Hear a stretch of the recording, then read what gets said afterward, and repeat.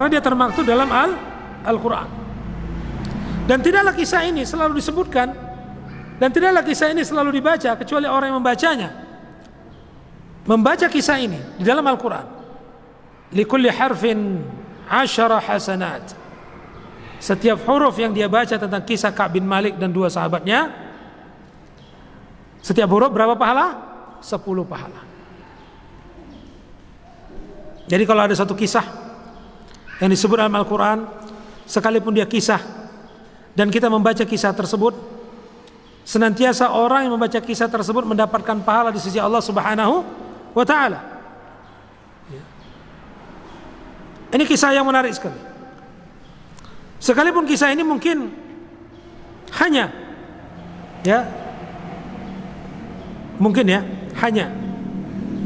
karena kisah ini banyak diungkapkan oleh kalangan Ahlus Sunnah saja. Di luar kalangan Ahlus Sunnah, kisah ini mungkin jarang untuk dibicarakan. Karena di sini ada pembicaraan tentang hajar, pengasingan, pembaikotan. Yang sebagian orang apabila membicarakan tentang baikot ini, ada perkara yang keliru. Karena orang-orang yang serampangan untuk menelaah kisah ini dan tidak mengikuti fatwa ulama, mereka gampangnya untuk membaikot saudaranya apabila bersalah. Mereka suka mengambil kisah ini. Saudara yang salah, baru ngaji dari kalangan sunnah, berbuat salah didiamin. Siapa manusia yang gak pernah buat salah? Semua kita pasti bersalah. Dan ada sebagian kalangan memiliki konsistennya seperti ini. Kalau sudah gak gini, udah gak bisa lagi tuh. Udah dianggap gak bagian kita. Coba, gak dianggap bagian kita. Rupanya kita siapa? Maka dibaikot, dihajar, ditahdzir dengan perkara yang tidak pantas. Saya pernah mendengar Syekh Ali Hasan rahimahullah, langsung ketika itu berkata, pada hakikatnya hajar itu ada, tetapi pada saat ini hajar itu tidak berlaku. Secara umum maksudnya, bukan persen to persen kepada orang pribadi atau kepada kalangan tertentu atau kepada orang-orang yang diagungkan. Ini ada hajar tertentu. Tapi secara umum tidak boleh. Kenapa? Ahlus sunnah jumlahnya lebih sedikit daripada ahlul bid'ah. Maka amat disayangkan, kata Syekh, terjadi suatu perkara di Amerika. Apa itu? Seorang yang baru masuk Islam, baru ngaji segala macam, berbuat salah, dihajar sama ahlus sunnah di situ. Apa yang terjadi? Kafir lagi. Na'udzubillah. Balik kafir lagi dia. Nah, dia pikir kok agama seperti ini. Makanya kisah ini banyak disebutkan oleh kalangan Ahlus Sunnah. Karena bisa mengambil intisari yang baik atau intisari yang buruk. Karena mereka menghajar saudaranya. Kenapa kok hajar? Ya ada keterangannya kok. Nabi aja pernah menghajar Ka'b bin Malik. Ini selalu dijadikan. Ketika itu Ahlus Sunnah, Nabi dan para sahabat imannya teguh, kuat. Di Madinah mereka sekalipun dengan keadaannya mereka menguasai, tegar. Nah, ketika itu Syekh Ali Hasan bilang, untuk keadaan kita seperti ini tidak ada hajar. Kenapa? Apabila kita menghajar saudara kita, keadaannya pasti lebih buruk. Kenapa demikian? Ahlul bid'ah lebih banyak daripada ahlus sunnah. Maka nggak ada efek, nggak ada efeknya. Hajar itu bisa terjadi, kata beliau, apabila orang dihajar berubah. Kalau tak bisa berubah, maka hajar nggak bermanfaat. Ini keadaan yang terjadi. Maka demikian, kisah yang kita sebutkan, adalah kisah yang menarik, yang bisa menjadi pelajaran bagi kita.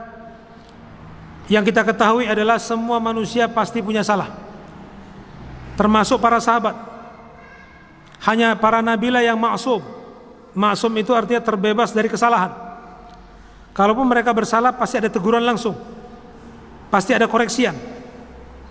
Sementara para sahabat, mereka manusia biasa yang punya salah.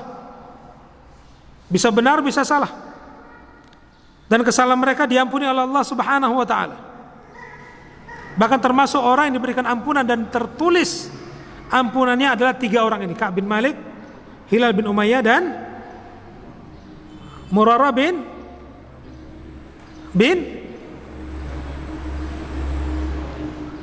Ar-Rabi'.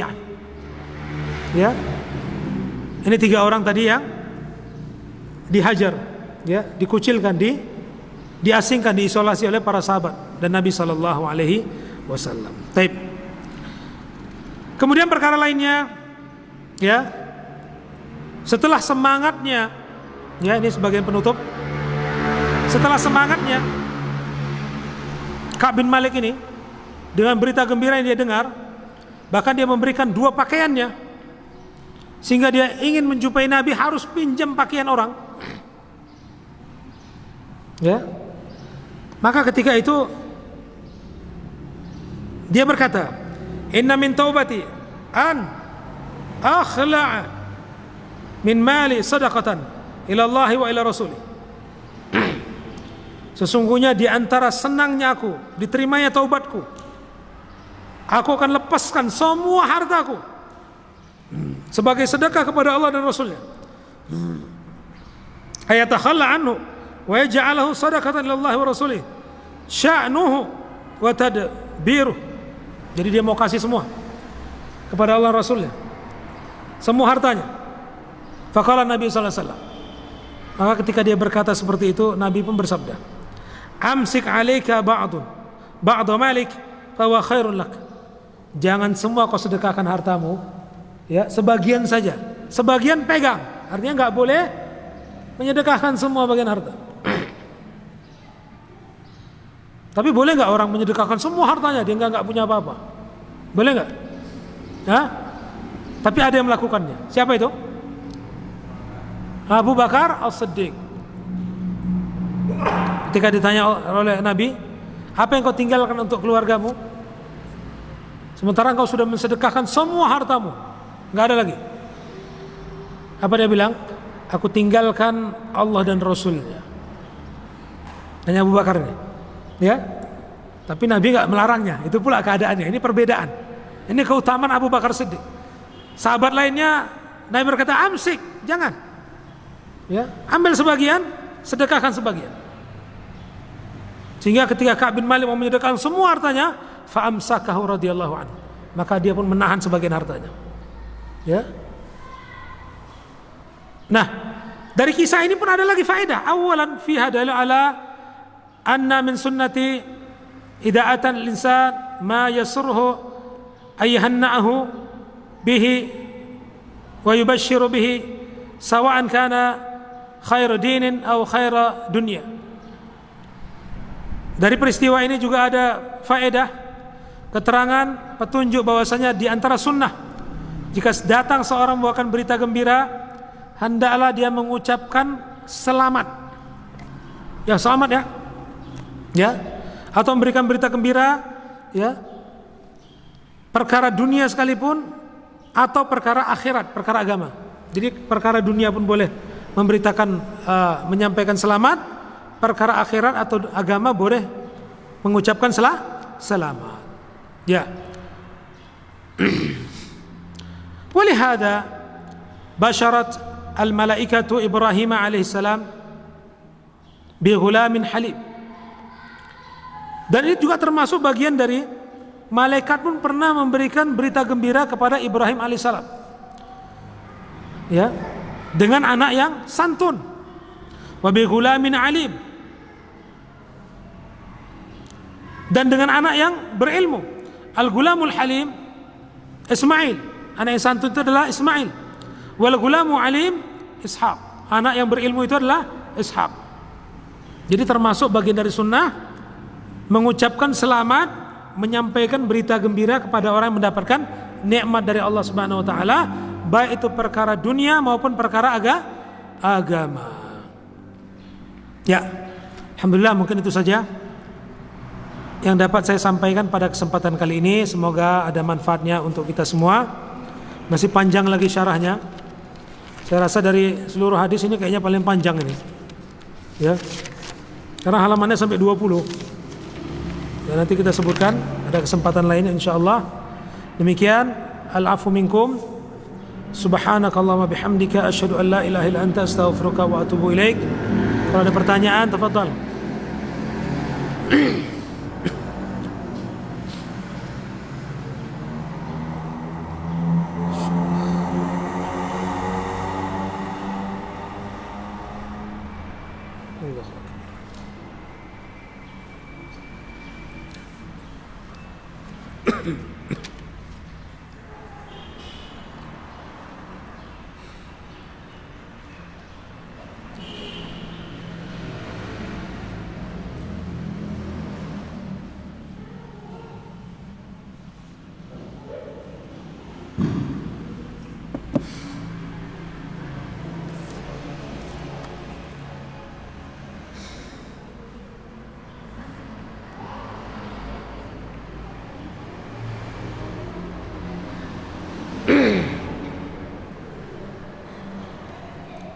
Seorang tidak berkurban tapi dia masih memiliki hutang, di mana hutangnya jauh lebih besar daripada nilai untuk berkorban.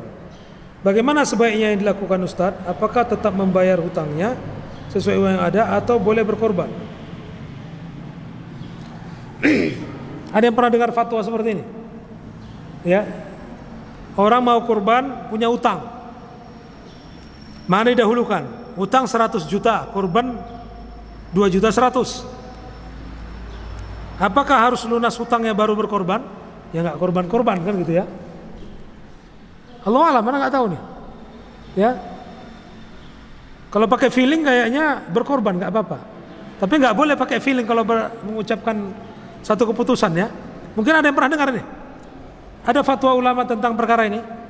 Pak Darus pernah dengar?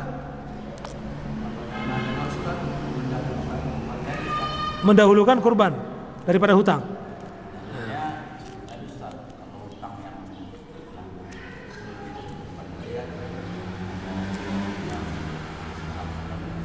Oh iya iya.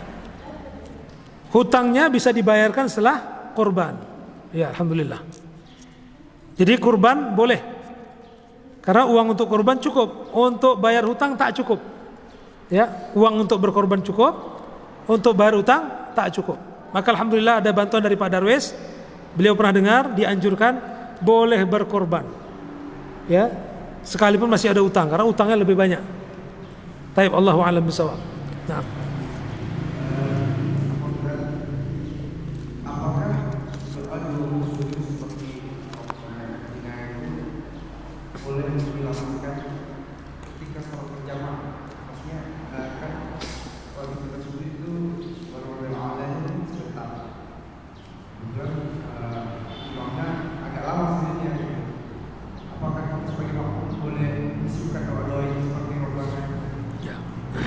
Ya, bolehkah membaca doa-doa yang ada di Al-Quran ketika sholat? Itulah pertanyaannya ya.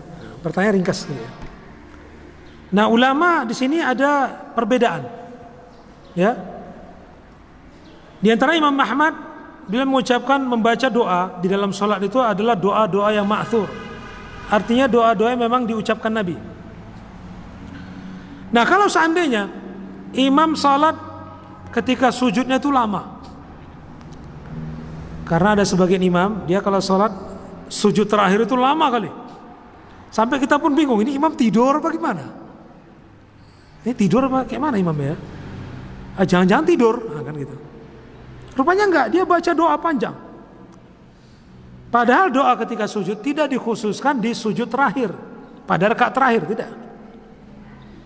Kapan saja boleh baca doa panjang. Ya. Dan dianjurkan juga imam tidak memperlama itu. Kenapa? Karena kata Nabi, khalfakal marid, ya, wad dhaif, wadul hajah. Di belakang imam, di belakangmu itu kata Nabi, ada orang yang lemah, ya, ada orang punya keperluan dan ada orang sakit. Jadi nggak boleh imam itu bersenang-senang dengan keadaannya, dia sehat. Kemudian dia memperpanjang dengan kesehatannya, ini nggak boleh. Kenapa? Dia harus meringankan sholat. Apabila itu sholat berjamaah, terkhusus lagi waktu sholat wajib. Nah, adapun kalaulah terjadi, bolehkah kita baca doa-doa dalam Al-Quran? Ada sebuah hadis, ya, sesungguhnya perkara yang paling dekat seorang hamba kepada Rabbnya adalah ketika dia sujud.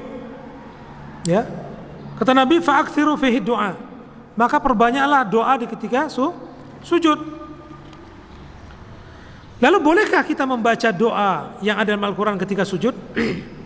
Ya, ada hadis lainnya juga melarang membaca Al-Quran ketika sujud, atau membaca doa-doa yang ada dalam Al-Quran ketika salat. Ya. Namun sebagian mengecualikan.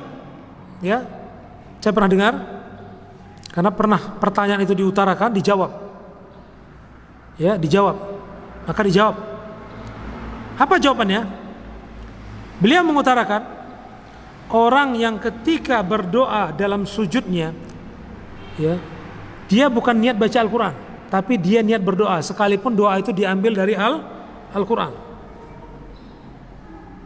Itu niatan orang tadi. Maka dia membenarkan dia.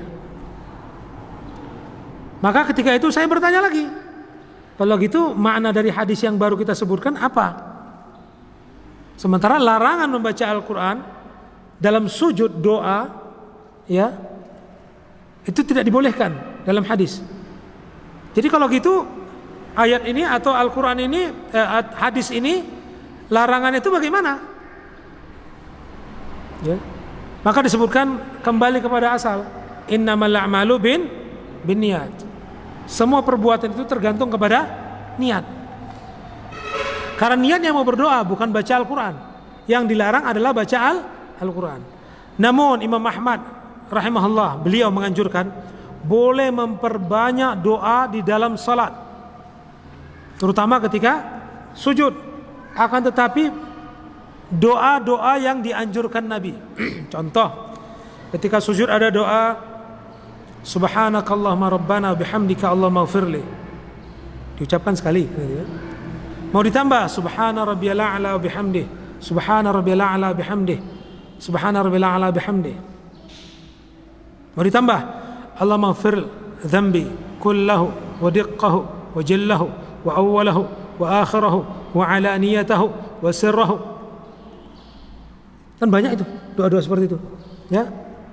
Subhanadzal jabarut wal malakut wal kibriya wal azamah subuhun kudus rabbuna wa rabbul malaikat war ruh. Itu bacaan-bacaan. Jadi bacaan yang banyak. Maka dari itu kalau yang punya sifat salat Nabi ada, di situ doa sujud banyak sekali. Kalau antum hafal, antum bisa buat semua doanya. Ya, bisa dibaca. Dan termasuk yang saya sebutkan tadi, itu bagian dari doa-doa sujud. Maka kalau memperbanyak doa, anjurannya itulah doa-doanya. Dan itu bagian dari doa sujud semua. Jadi sekalipun ada yang membolehkan seperti itu, hemat saya, ya, ini pribadi ya, berlainan dengan apa yang pernah ditanyakan ketika itu, ya, saya senantiasa membaca doa-doa yang memang disebutkan dalam hadis. Sekalipun panjang itu ada keterangannya. Jadi seperti itu. Kalaupun ada ingin memakai doa-doa dalam Al-Quran ketika sujud dan niatnya bukan membaca Al-Quran, dan sebagian ada yang membenarkannya, tafadhol. Ya. Untuk saat ini saya tetap memegang pendapatnya Imam Ahmad, boleh membaca dan memperbanyak doa ketika sujud, tapi doa-doa yang diajarkan oleh Nabi sallallahu alaihi wasallam. Silakan antum mau pilih yang mana? Jadi kan ada juga doa-doa yang seperti doa Nabi, ya, di Al-Quran itu. Ya, Rabbi habli minas salihin. Rabbi habli. Iya. Ya, makanya saya bilang tadi, innamal a'malu binniyat. Niatnya bukan membaca Quran, tapi berdoa. Maka ucapkan. Namun kalau saya tetap mengambil waktu-waktu mustajab. Tadi malam hujan lebat, kan gitu kan? Ya, berdoa antum tadi malam misalnya. Ya, di antara azan dan iqamah. Kan gitu. Ya. Waktu perjalanan safar, nah itu kan doa makbul. ya, ketika puasa. Nah, jadi ambil perkara-perkara mustajab. Dan perkara mustajab itu banyak sekali dengan keadaan tertentu. Ya. Sekalipun waktu sujud dekatnya seorang hamba dengan Rabbnya. Maka tadi Anda bilang, ya, ada pun yang berpendapat boleh karena niatnya bukan mau baca Al-Quran tapi dia berdoa. Ya boleh aja. Rabbi habli minas salihin. Ya Allah, karuniakanlah aku anak yang saleh. Ya itu bagus kan? Singkat aja kan? Karena kita paling dekat kepada Allah ketika itu. Baik, tafadhal, la ba'sa. Ya, enggak apa-apa. Oh, nah. Jadi yang kedua, bolehkah kita meyakini adanya usaha kita itu diganggu sama makhluk itu? Ini terbukti dari ada kayak beberapa anak kecil yang mampir di perusahaan kita, dia menceritakan ada kecil lain dia udah takut gitu. Itu gimana? Boleh kita meyakini itu, tapi dengan solusi kita kalau kita sama Allah, bukan kita solusi yang kayak biasanya orang netizen itu ke arah bukan gitu kan. Cuman ini yang pertanyaan ini boleh kita meyakini adanya itu, maksudnya Anak kecil itu bisa melihat. Anak kecil ceritakan itu. Oh iya. Istilah sekarang anak indigo lah ya. Iya seperti itu. Iya ya. Punya panca indera ke-6. Dari dulu panca indera 5, panca pula. Panca indera ke-6 lagi. Udah panca itu artinya 5 padahal. Ya. Tapi dibilang indera ke-6 gitulah ya. Ya. Kalaupun memang ada, ya Allah alam, karena kita nggak merasakannya. Ada seorang yang bisa melihat sesuatu yang tidak dilihat orang. Saya tahu persis itu. Dan memang terlihat. Dia melihat sesuatu di hadapannya, tapi orang lain nggak lihat. Karena waktu itu ketika itu saya mengalami, orang lain nggak lihat, saya sendiri yang melihat. Saya lihat di situ ada orang yang buat ini, buat ini, buat ini. Orang sekitar saya bingung. Tapi perlu diketahui ketika itu memang kita diganggu jin. Ketika itu umur masih 13 tahun apa 10 tahun, Allahu a'lam. Ya. Memang kalau kita nggak ngalami, kita merasa orang itu mungkin bohong. Tapi itu bisa terjadi. Ketika umur itu saya melihat sesuatu dan itu terjadi ada 2 kali.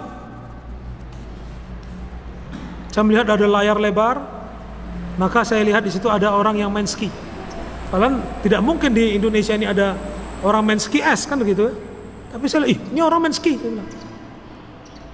Yang kedua kali saya bilang, ya ini orang sedang mengadakan musik orkestra yang rame itu. Bapak ibu saya bingung ini kenapa ini si Yusuf ini? Apa yang dia lihat ini? Jadi setelah saya sembuh keluar dari sakit, kemarin kau lihat begini-begini betul? Iya memang betul saya bilang. Itu saya lihat. Nah itu terjadi. Sehingga orang tadi mungkin memang benar mengalaminya, tapi kalau seandainya kita percaya nggak apa-apa. Cuma anak seperti itu perlu diruqyah. Artinya apa? Dia diganggu oleh jin. Ya, dia diganggu oleh jin. Dia bisa lihat itu.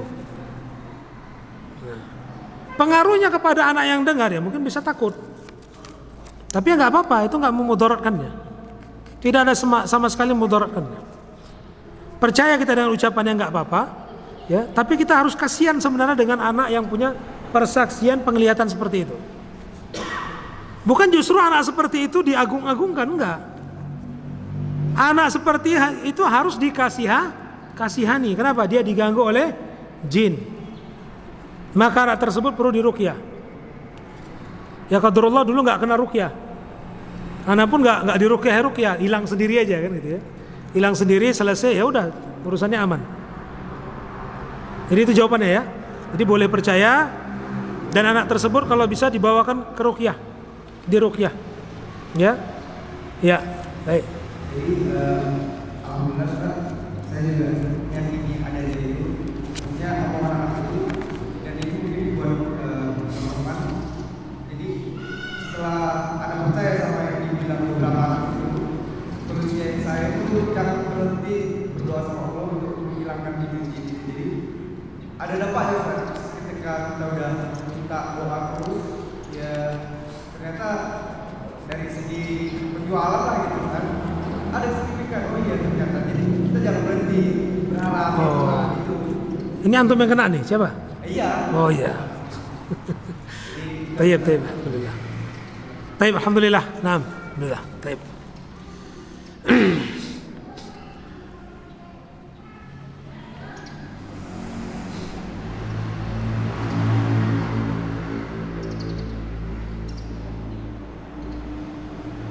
Ya, soal haji tamattu dilarang oleh Umar dalam masa khalifah beliau. Ibnu Abbas tetap melakukan haji tersebut karena dianjurkan oleh Nabi. Apakah jika keadaan sekarang pemerintah melarang suatu hal yang sunnah, apakah kita boleh melakukannya? Jazakallahu khair. Apa perkara sunnah yang dilarang pemerintah? Coba ada pertanyaan. Coba jawab dulu. Kita dilarang sholat berjamaah enggak? Enggak. Yang pakai cadar dilarang pemerintah enggak? Enggak. Apa kira-kira? Coba ada kira-kira yang sunnah ditulis dilarang perkara ini karena ini bagian dari sunnah Nabi. Ada? Sampai saat ini saya belum ketemu. Mungkin ada yang ingat? Hah? Isbal dilarang? Hah? Enggak juga. Yang pakai banyak. Sekalipun dilarang dipakainya enggak kena hukumnya, enggak dipenjara. Ini maksudnya larangannya ada sanksi loh. Kalau larangan mulut ini biasa. Jangan merokok. Tapi kan merokok banyak kan? Banyak. Ini celana kau nggak boleh gini gantung gini. Tapi kalau dia mau pakai, apa mungkin dia masuk penjara? Kan enggak. Maksudnya larangan ada yang ada sanksinya loh. Ada? Jumpa nggak? Sampai saat ini saya belum jumpa. Ada kira-kira Bang Roja? Nggak jumpa ya? Belum jumpa. Larangan amalan sunnah yang dilarang apabila orang melakukannya kena sanksi. Kalau sekedar larangan mulut ini banyak ini. Ya. Sampai ikhwah kita sholat di satu masjid. Karena dia ada perlu buru-buru menjumpai teman di luar, selepas salam langsung dia mau keluar. Ditahan tangannya sama sebelah, sopan kau sikit. Imam masih zikir kok cepat kali mau keluar, coba. Nah, ini tadi malam dia cerita sama saya. Masya Allah Ustaz. Anak tetap duduk, tapi rencana anak keluar mau anak ajar ya. Udah sempat anak tunggu depan pintu, disabarin sama kawan. Udah kau tinggalkan aja lah. Kebetulan aja kau duduk sama yang tengi. Ya, jemaah lain nggak ada, dia sendiri digituin. Nah, kan itu ya. Nah, jadi ya Allah alam, ya. Jadi seperti itulah keadaannya ya. Nah, kalaulah seandainya terjadi, nah, ini seandainya lagi kan, ini kan berandai-andai. Kalau seandainya terjadi, nantilah jawabannya kan itu, karena belum terjadi. Payah nanti, Allahu a'lam bishawab. Baik. Ya, demikian saja. Subhanakallahumma bihamdika asyhadu an la ilaha illa anta astaghfiruka wa atubu ilaik. Billahi taufiq wal hidayah. Wassalamualaikum warahmatullahi wabarakatuh.